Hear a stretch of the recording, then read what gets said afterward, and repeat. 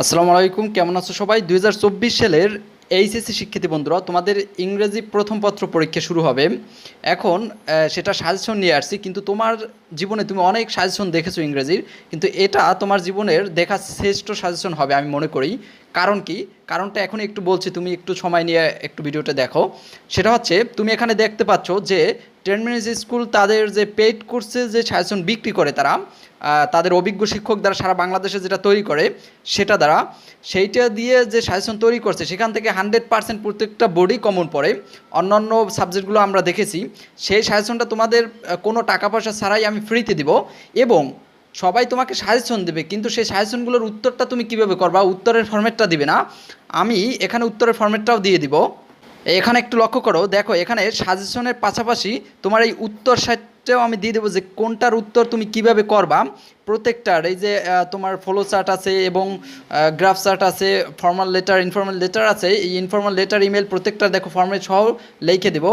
এবং দেখো স্টুডেন্টরা আসলে দুই ধরনের হয়, একটা হচ্ছে খুব মেধাবী স্টুডেন্ট আর একটা হচ্ছে মিডিয়াম নর্মাল স্টুডেন্ট। এখন নর্মাল বলতে আসলে কিছু নয়, তারা হয়তো যে কোনো কারণে পড়ার সময় পায় না, বা পড়াশোনা হয় না, ফ্যামিলিগত কারণে হতে পারে, বা অন্য যে কোনো কারণে হতে পারে, পড়তে পারে নাই, সময় পায়নি। আর অনেকে পড়াশোনা করেছে অনেক। এখন আমার আসলে এই সাজেশনটা উপকার হবে দুই ক্যাটাগরির স্টুডেন্টেরই। তুমি যদি খুব ভালো ব্রিলিয়ান্ট স্টুডেন্ট হয়ে থাকো, তবুও এই ভিডিওটা দেখলে তোমার লাভ হবে। এবং তুমি যদি খুব নর্মাল স্টুডেন্ট হয়ে থাকো, তবুও তোমার আরও বেশি লাভ হবে। নর্মাল স্টুডেন্ট যারা আছো তারা সহজে পাস মার্ক কিংবা 4 পয়েন্ট এ গ্রেড ইংরেজিতে উঠানো কোনো ব্যাপারই না, কারণ যেহেতু শর্ট সিলেবাস, তোমাদের একটা এখন সুযোগ ভালো করে এই সাজেশন দেখে সেই অনুযায়ী একটু পড়াশোনা করতে হবে তোমাকে। তুমি যদি নর্মাল স্টুডেন্ট হও আর তুমি যদি ভালো এ প্লাসের স্টুডেন্ট হও, সেক্ষেত্রে তুমি যদি একটু পড়াশোনা করো তোমার এ প্লাসটা কনফার্ম হয়ে যাবে। তো আমরা চলে যাই, প্রথমে আমরা দেখব যে আমাদের কি কি থাকবে আর কি কি উত্তর করতে হবে, তারপরে চলে আসবো আমাদের এই সাজেশনে, যে সাজেশনে তুমি কোনটা কোনটা আসলে পড়বা এখান থেকে। তা আগে চলো দেখে আসি যে কী কী থাকবে, তারপর আবার আমরা ব্যাগ আসবো এই সাজেশনে, তারপর আবার গিয়া এগুলোর উত্তর কীভাবে করে সেগুলো দেখব। আগে চলো আমরা দেখে আসি যে আসলে তোমাদের শর্ট সিলেবাসে কী কী আছে আর কোন নঙে কী আসবে। দেখো একটু বিষয়টা লক্ষ্য করো, এটা অনেকেই জানো তোমরা, তারপরে আমরা একটু রিভাইজ দিয়ে নিচ্ছি যাতে আমাদের ব্রেনটা এটা থাকে যে আমাদের এগুলো থাকবে, এগুলো পড়তে হবে। একটু আমরা রিভাইজ দিয়ে নেই। তোমাদের 100 মার্কের পরীক্ষা হবে, তার ভিতরে 60 মার্ক থাকবে রিডিং সাইট, আর তোমার রাইটিং সাইটে থাকবে 40 মার্কস, এই টোটাল 100। রিডিং সাইটে কী কী থাকবে, মাল্টিপল চুজ কোশ্চেন থাকবে, অর্থাৎ এমসিকিউ থাকবে তোমার 5 নম্বরের, শর্ট কোশ্চেন অ্যান্সার থাকবে। এবং এই শর্ট কোশ্চেনগুলো তুমি কীভাবে সংক্ষেপে লিখবা সেগুলোও এখন দেখিয়ে দেবো, এবং এমসিকিউগুলো কীভাবে লিখবা সেগুলোও দেখিয়ে দেবো। একটু ওয়েট করো, ফ্লো চার্টটা লেখার নিয়মটাও দেখাবো এই এক সাজেশনের ভিতরেই। একটু ধৈর্য সহকারে সাজেশনটা দেখতে হবে। সামারি লিখবা, এবং তোমরা জানো একটা সামারি ফর্মেট থেকে অনেকগুলো লেখা যায়। যারা মিডিয়াম স্টুডেন্ট মিডিয়াম ক্যাটাগরি আছো তারা, তাদের উপকার হবে এটা দিয়ে। আর যারা একটু ভালো কোয়ালিটির আছো তারা অলরেডি সামারি অনেকগুলো শিখে ফেলছো, সেগুলো দিয়ে লিখবা। এবং ক্লোজ আছে, উইদাউট ক্লোজ, এবং আরেকটা হচ্ছে উইথ ক্লোজ, এই দুটো থাকবে। এবং রিয়ারেঞ্জ থাকবে তোমার। আর হলো লিখিত সাইটে যেটা থাকবে সেটা হচ্ছে তোমার গ্রাফ চার্ট থাকবে। এখন গ্রাফ চার্ট তুমি মাত্র এই এক রাইতের ভিতরে তুমি শুধু একটা ফরম্যাট পড়বা গ্রাফ চার্টের, সেটা দিয়ে তোমার যে কোনো ধরনের গ্রাফ চার্ট আসলেই তুমি লিখে দিতে পারবা। সেখানে কিন্তু 15, আর সেখান থেকে তোমাকে স্যার যদি কোনো বানান ভুল না হয়, তোমাকে শিক্ষক বা যে কোনো স্যারই 10 থেকে 12 মার্কস দিতে বাধ্য থাকবে 15-র ভিতরে। স্টোরিগুলো কী কী স্টোরি পড়বা সেটা তো ওখানে গুরুত্বপূর্ণগুলো দিয়েই দিব। সেটা হচ্ছে বাংলাদেশের অভিজ্ঞ শিক্ষক দ্বারাই তৈরি করা 10 মিনিটস স্কুলের আইমান সাদিক ভাইয়ের, সেটা তো তোমরা জানো। এবং ইনফর্মাল লেটার আছে। ইনফর্মাল লেটার বলতে ওই লেটারটা, এখানে যে লেটার থাকে চিঠি, সেটা এখানে 10 নম্বর থাকবে। এটাও দেখিয়ে দেবো যে কোনগুলো গুরুত্বপূর্ণ। তো চলো এখন আমরা দেখে আসি আসলে কোন নঙে কোনটা থাকবে আর কীভাবে তুমি অ্যান্সারটা করবা। একটু লক্ষ্য করো, 1 নঙে এমসিকিউ থাকবে। এমসিকিউর অ্যান্সারগুলো তুমি এভাবে করে দিবা। এখন কোথা থেকে দিবা, এটা প্যাসেজ থেকে দিবা। প্যাসেজ থেকে খুঁজে বের করে এ নাম্বার অ্যান্সার, সেখানে সঠিক উত্তরটা শুধু লিখবা, এবং বি নাম্বার অ্যান্সার দিয়ে সঠিক উত্তরটা লিখবা। কীভাবে লিখবা, প্যাসেজ থেকে খুঁজেই তুমি বের করে লিখতে পারবা।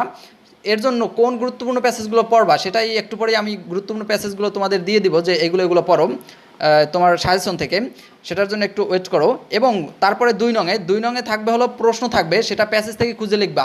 এটা একটু আমি যারা মিডিয়াম ক্যাটাগরির স্টুডেন্ট আছো বা লো ক্যাটাগরির স্টুডেন্ট আছো তাদের জন্য একটু বলি, তোমরা এই প্রশ্নগুলো কীভাবে খুঁজে লিখবা। দেখবা তোমার প্রশ্নে যে লাইনটা পড়বা, প্রশ্নের লাইনটা, ওখানের যে কোনো শব্দ এবং প্যাসেজের শব্দের সাথে যদি মিল থাকে তবে সেখান থেকে প্যাসেজের লাইনটা উঠিয়ে দেবা। কোনো পরিবর্তনও করার দরকার নাই যদি না পারো। তাহলেও শিক্ষকরা এখানে 50% থেকে 60% মার্কস তোমাকে দিবে, ঠিক আছে। এভাবে স্টুডেন্টরা অনেকে পাশ করে আসে। যারা একটু মিডিয়াম কোয়ালিটির আছো তাদের জন্য বললাম, আর যারা ব্রিলিয়ান্ট আছো তারা তো এমনিতেই পারবা। এবং পরবর্তীতে এই সাজেশনগুলো আমরা ওই পাশে একটু দেখবো একসাথে, এই জন্য এগুলো আমি স্কুল করে যাচ্ছি। 3 নম্বরে কি থাকবে সেটা হচ্ছে ফ্লো চার্ট থাকবে। তোমার ফ্লো চার্টটা কি এইরকম থাকবে, এখানে একটু তোমরা দেখতে পাচ্ছ। ফ্লো চার্টটা থাকবে হলো এই যে উপরে অ্যান্সারের উপরে যে দেখতে পাচ্ছ এরকম থাকবে ক্যাটাগরিটা। এখানে একটা দেওয়া থাকবে তোমার, বাকি 5টা লেখা লাগবে তোমার এভাবে বের করে। সেটা কীভাবে লিখবা, অনেকে ফ্লো চার্ট কী করে প্যাসেজ থেকে উঠাই দিয়ে রাখে, আসলে না, তুমি এখানে উপরে দেখবা ফ্লো চার্টটা আসলে তুমি দেখবা প্রথম যে একটা দেওয়া আছে উদাহরণ তারা দিয়ে দিয়েছে, এইটার মতো ছোট ছোট করে লেখা লাগবে। এখানে যে টপিকটা দেওয়া আছে এই ক্যাটাগরির সাথে কোন কোন লাইন মিলে ওরকম ছোট করে সেই টপিকগুলো এখানে লিখে দেবা। তারপর এটা নিয়ে বিস্তারিত একটা আমি ক্লাস দিব কিছুক্ষণ পরেই, সেটা দেখে নিও, তাহলে তুমি প্যাসেজ থেকে খুঁজেই পারবা লিখতে। আর এজন্য কোন কোন প্যাসেজগুলো গুরুত্বপূর্ণ এগুলোর জন্য সেগুলো একটু পরেই আমি দিব আমার ভিডিওর শেষের দিকে। এর পরবর্তী দেখো, পরবর্তীতে আছে প্যাসেজ সামারি। প্যাসেজ সামারির জন্য তুমি যদি ভালো স্টুডেন্ট হয়ে থাকো তাহলে তো অলরেডি সামারি অনেকগুলোই তুমি মুখস্থ করেছো। আর যদি তুমি এখন পর্যন্ত সামারি তোমার মুখস্থ না থাকে সেক্ষেত্রে তুমি যেটা করবা, এই একটা সামারি পড়বা, যে কোনো প্যাসেজ থেকে আসলে এই একটাই লিখবা। আর দেখো শিক্ষকরা আসলে দেখে কি কলম টাইনে যায় এবং তারা দেখে কোনো বানান ভুল হয়েছে কিনা। তোমার যদি কোনো বানান ভুল না হয় সেক্ষেত্রে তোমাকে এখানে সামারিতে যত মার্কস আছে তার চেয়ে 1 বা 2 কম দিবে, ফুল মার্কসও দিয়ে দিতে পারে। সামারিটা যেভাবে লিখবা আমি একটু বুঝিয়ে দিচ্ছি সংক্ষেপে।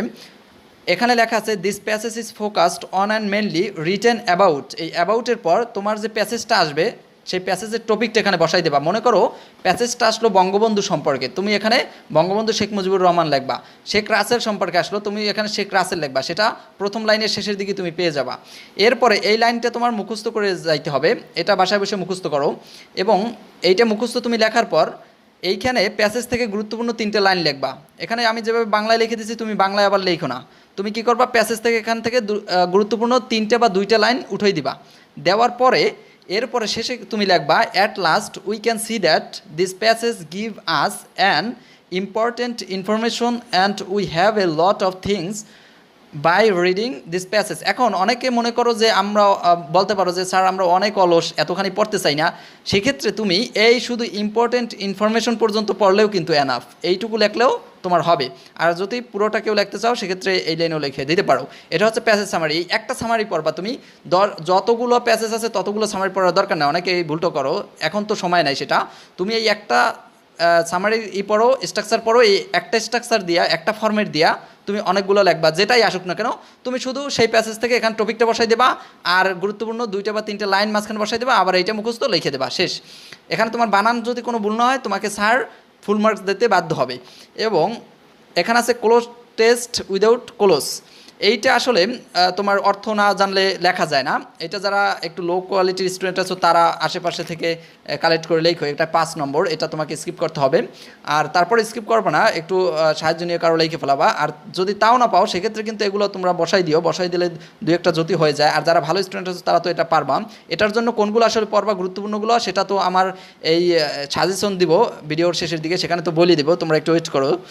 এবং ক্লোজ টেস্ট উইদাউট ক্লোজ, সেক্ষেত্রে এখানে কোনো উপরে ক্লোজ দেওয়া থাকবে না। দেখো এই আগেরটা যে গেছে এটা কিন্তু উপরে দেওয়া আছে এই ঘর দিয়া, আর এটা ঘর দিয়ে দেওয়া থাকবে না, শুধু খালি ঘর থাকবে, শূন্যস্থান থাকবে, সেগুলো তোমার পূরণ করতে হবে। ওকে, এরপরে থাকবে যেটা রিয়ারেঞ্জ। রিয়ারেঞ্জটা হলো তোমরা তো জানো যে এলোমেলো দেওয়া আছে, যে কোনো স্টোরি বা গল্প এলোমেলো দেওয়া আছে সেটা তোমাকে সাজাইয়ে লিখতে হবে। ওকে, রিয়ারেঞ্জটা তোমার ওরকম যে একটা পড়ে সবগুলো কমন পড়বে এরকম করা যায় না, রিয়ারেঞ্জটা আলাদা করে পড়া লাগে, এটা অনেক সময় সাপেক্ষ ব্যাপার। রিয়ারেঞ্জটা যারা দেখা গেছে কালেক্ট করতে পারো ইজিলি, পরীক্ষার হলে বসেও এটা কালেক্ট করা সম্ভব হয়, এটা ওভাবে করে নিও।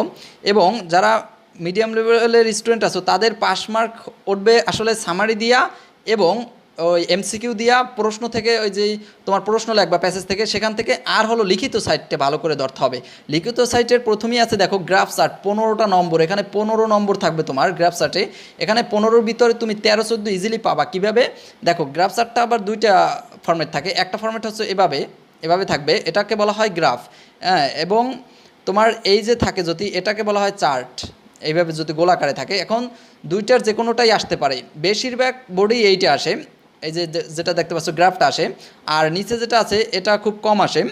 তারপরে এটা দেখে নিবা, একই জিনিস একটাই শিখবা। এই গ্রাফ চার্টের জন্য যারা ব্রিলিয়ান্ট স্টুডেন্ট আছো তারা তো অনেকগুলো পড়ছো, আর যারা মিডিয়াম অথবা লো কোয়ালিটি স্টুডেন্ট আছো যাদের পড়া হয় না আগে থেকে, তারা তোমরা এইগুলো সব পড়ে নিও। এইটা খালি শুধু অ্যান্সার কীভাবে পড়বা আমি একটু বুঝিয়ে দিচ্ছি। তুমি এই লাইনটুকু মুখস্থ করবা, দ্য গ্রাফ শোজ দ্যাট দার পরে প্রশ্ন যা থাকবে তাই লিখবা। দেখো প্রশ্ন কি আছে, আমরা যদি একটু উপরে চলে যাই, এইটা দেখো, এইটার উপরে একটা প্রশ্ন থাকবে, প্রশ্নে লেখা আছে এখানে HSC result of ABC school 2008 এবং 2012, এই যেটা লেখা আছে প্রশ্ন থেকে, এটা হচ্ছে রেজাল্টের একটা ফরম্যাট। সেই জন্য তুমি এখানে লিখবা, প্রশ্নের দেওয়া আছে যেটা সেটা লিখবা, রেজাল্টের ওইটা কোন পর্যন্ত, ফুল স্টপ পর্যন্ত লিখবা, প্রথম লাইনে ফুল স্টপ অ্যাবাউটের পর থেকে। আমি আবারও বলছি, তুমি একটা বই খোলো দেখবা, ওখানে গ্রাফ চার্টের ওই যে প্রশ্নটা আছে, প্রশ্নটা অ্যাবাউট লেখা আছে, অ্যাবাউটের পর থেকে শুরু করবা।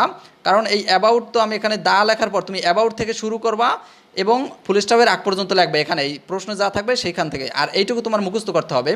এবং এরপরে শুরু করবে, at first we can see that ইনের পর তুমি শাল থাকলে শাল লিখবা। এখানে দেখো আমরা একটু উপরে যাই, আবার এখানে একটা শাল আছে কিন্তু দেখো, এই যে নিচে শাল আছে না, এই শালটা লিখবা, শালটা ওখানে লিখে দেবা, প্রথম যেটা আছে প্রথমটার শালটা এখানে লিখে দেবা। লেখার পর পার্সেন্টেজটা লাগবে, এখানে আমি 60% দিয়ে দিচ্ছি, এখানে 60%ই থাকবে না সবসময়, অন্য যে কোনো পার্সেন্ট আছে। দেখো প্রথমটায় আমার এখানে 60% আছে, এই জন্য 60% দিছি। এখন এখানে যদি কোনো পার্সেন্ট থাকতে সেটা দিতা, বা কোনো লেখা থাকলে লেখাটা লিখতাম। প্রথমে তুমি শালটা দিবা, পরবর্তীতে লেখাটা দিবা।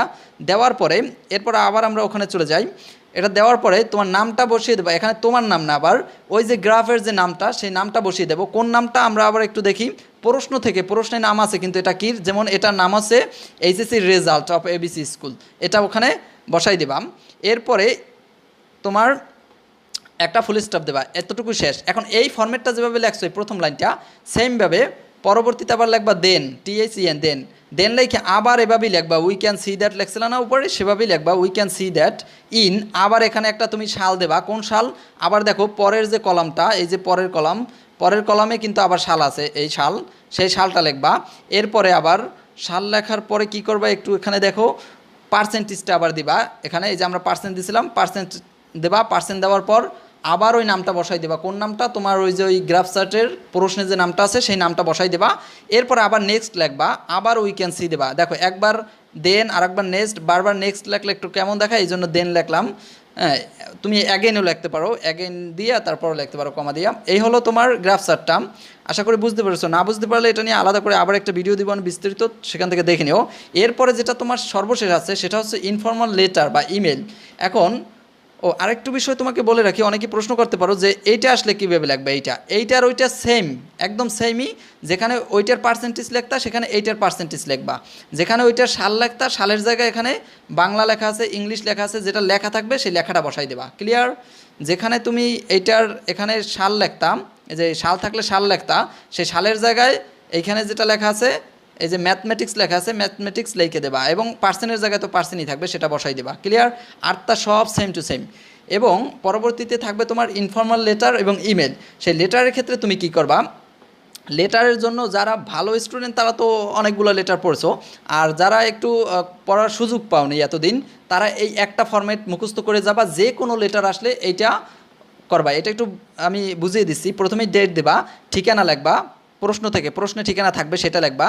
এরপর ডিয়ারের পর প্রশ্ন থেকে বন্ধুর নাম লিখবা। বন্ধুর নাম থাকলে বন্ধু, বা বাবার কাছে যার কাছে চিঠিটা লিখতে বলবে তার নাম লিখবা এখানে, সেটা প্রশ্নই থাকবে। এরপরে তুমি টেক মাই লাভ ফার্স্ট এগুলো মুখস্থ করবা। করার পর এইখানে আবার দেখো প্রশ্ন থেকে লিখবা, প্রশ্ন থেকে যেটা জানতে চাইবে, যে টপিকে তোমার এটা আসছে লেটারটা, সেটা লিখবা। লেখার পর মাঝখানে তুমি যদি তোমার নিজের ক্রিয়েটিভিটি দিয়ে কিছু লিখতে পারো, 2-1 লাইন লিখবা। না লিখতে পারলে এরকমই রেখে দেবা, কারণ নাই মামারসে কানো মামা ভালো। যদি একদমই মার্কস দেবে না, তার সে এখানে 50% মার্কস ছাড়ে দিবে, কারণ তারা ফরম্যাটটা পাইলি হয়। এগুলো দেখে আসলে ফরম্যাট, নিয়ম, যে তুমি নিয়মটা সাজাইতে পারছো কিনা ডেট থেকে, এগুলো থেকে। শেষে গিয়ে নোমর টুডে দিবা, এবং with best regard to your parents and love to all, এই কথাটা লিখবা। ইউর এভার লিখবা। এরপরে প্রশ্ন থেকে তোমার যে প্রশ্নের নামটা আছে ওইটা লিখবা। লেখার পর এখানে একটা ছক খাইয়ে দেবা। আর যদি তোমার এখানে যে এটা ছকটা খাড়বা, সেটা কিন্তু যদি তোমার ইমেল আসে সেক্ষেত্রে লাগবে না। এই ইমেল আসলে কীভাবে লিখবা, এই যে ফরম্যাটটা, এই একই ফরম্যাট তুমি ইমেলেও লিখবা। ইমেল আসলে খালি শুধু এইখানে উপরে তোমার ঠিকানা দিতে হবে, যে জিমেইলের ঠিকানা দেবা, আর হলো তুমি যার কাছে পাঠাবা তার ঠিকানা আর তোমার ঠিকানা, ওই যে জিমেল যেভাবে লেখো @.com সেভাবে দিয়া জিমেলের ঠিকানা দেখবা। এটা তুমি তোমার বই থেকে খুলে একটু ইমেলটা দেখো যে ফরম্যাটটা কীরকম, তাহলেই তুমি বুঝবা। এখানেই একটু পরিবর্তন, আর বাকি সব নিচের এই যে বডির ভিতরে যে লেখাগুলো এগুলো সব সেম টু সেম। আর হলো তোমার ইমেল আসলে এখানে তোমার এটা লাগে না, শকটা লাগে না, এই হলো বিষয়টা। এখন আমরা চলে যাই আসলে কি কি তুমি আসলে পড়বা, তোমার ওই যে সাজেশনটা ফাইনাল, সেই সাজেশনে চলে যাই। দেখো, যারা সাজেশন থেকে পড়বা, যারা ওই তোমার মিডিয়াম এবং লো কোয়ালিটির স্টুডেন্ট, অথবা আমি মিডিয়াম বা লো বলবো না, যারা পড়ার সময় পাও না, হয়তো প্রত্যেকটা স্টুডেন্টই ব্রিলিয়ান্ট কিন্তু অনেকে পড়ার সময়টা পায় না, যে কোনো কারণে হয়তো পড়া হয় না তারা কি করবা, তারা আমি ওইভাবে যেভাবে দেখাই দিয়েছি ওইভাবে তুমি যদি লেখো তাহলে কিন্তু তোমার পাস উঠে যাবে। আর পাস না শুধু, ওই ক্ষেত্রে তুমি 40-50 পেয়ে যাবা। আর তুমি জানো যে ইংলিশ ফার্স্ট পেপার এবং সেকেন্ড পেপার দুইটা মিলে 66 পাইলে পাস। তাহলে তুমি যদি ফার্স্ট পেপারে 50 পাও কিন্তু সেকেন্ড পেপারে, তাহলে তোমার 16 পাইলেই হলো। এই কারণে চেষ্টা করবা ফার্স্ট পেপারে যত বেশি উঠাইতে পারো ততই তোমার ভালো, এবং দুইটা মিলিয়ে A+। যারা ভালো স্টুডেন্ট আছো তারাও ফার্স্ট পেপারে ইচ্ছে করবা, মানে তোমরা একটু চেষ্টা করবা যে 90 উঠানোর জন্য। সেক্ষেত্রে তোমার সেকেন্ড পেপারে আবার 70 উঠাইলেও দুটো মিলে 160 হয়, তোমার A+ হয়ে যায়। এক্ষেত্রে তোমরা যেগুলো পড়বা প্যাসেজ, এইগুলো পড়বা, এই প্যাসেজগুলো গুরুত্বপূর্ণ আছে। এখানে আমি স্ক্রল করে যাচ্ছি, ভিডিও থামিয়ে তারপরে তুমি দেখে নিও, কারণ না হলে ভিডিওটা অনেক লং হয়ে যাচ্ছে। এবং এখানেও আছে, এই ভিডিও থামিয়ে তুমি দেখে নিও। আর ভিডিও ক্লিয়ার না আসলে তোমার রেজুলেশন বাড়িয়ে নিও ফোন থেকে। এবং এইখানে নিচে একটু নোট আছে, দেখো নোটটার দিকে লক্ষ্য করো। এখানে বলা আছে যে লেসনগুলোর পরীক্ষায় আসার সম্ভাবনা সবচেয়ে বেশি সেগুলো এই পেজে সিরিয়াল অনুযায়ী সাজিয়ে দেওয়া হয়েছে। এখানে দেখো যেগুলো আসার সম্ভাবনা বেশি সেগুলো সিরিয়াল অনুযায়ী সাজিয়ে দেওয়া হয়েছে।